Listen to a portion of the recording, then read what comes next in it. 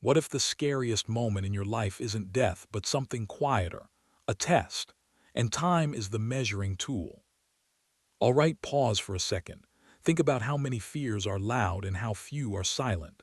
This one feels silent. In the Mahabharata, there's an image that holds this feeling really well. It sounds strange at first, but it gets more personal the longer you sit with it. Here's the weird part. The story starts not with fireworks but with a boundary, a line you can't pretend you didn't cross. And at that boundary stands Yama, the judge. In many tellings, he's also called Dharmaraja, the king of Dharma. But the way Yama judges isn't like a normal courtroom. It's not only what you said out loud. It's more like reading the whole pattern of a life. So what does he use? What's the test? What's the measuring tool that makes judgment feel real? The Mahabharata answers in a way that hits fast. Yama is said to have a rope. It's described as measuring or weighing, tied to how a soul is assessed. This rope points to something you can't argue with, not your reputation, not your best performance, not the story you tell yourself at night. If that sounds intimidating, good.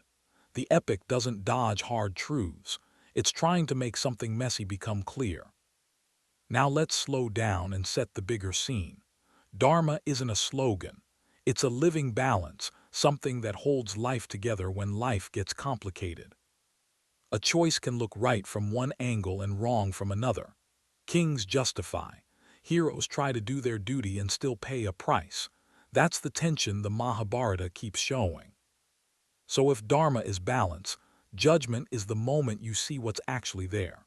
That's where Yama shows up and the air changes. And this is where the rope stops being just an object. It becomes a symbol.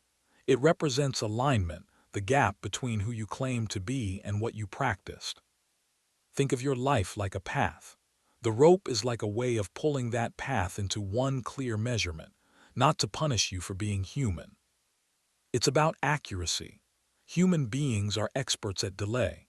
We postpone accountability, saying later I'll repair what I broke, later I'll be honest. But the epic keeps circling one uncomfortable idea.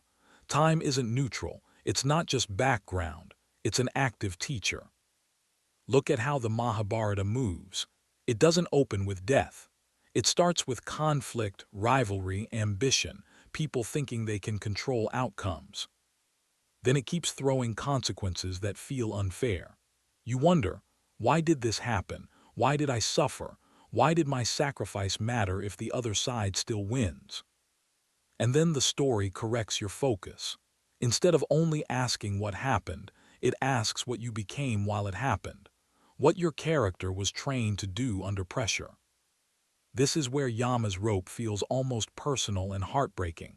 It implies that a soul has memory, not just facts, but patterns. The shape of your choices keeps forming. So here's the practical meaning hiding inside the symbolism. If time is the teacher, then your life isn't just happening. You're being formed by what you repeat.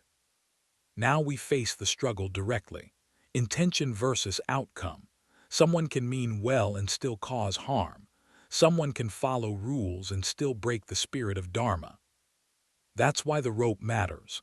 It's not only a scoreboard for outcomes. It's closer to alignment between intention, action, and inner commitment.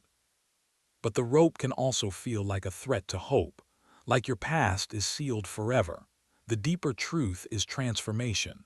Judgment isn't only about where you came from, it's also about direction.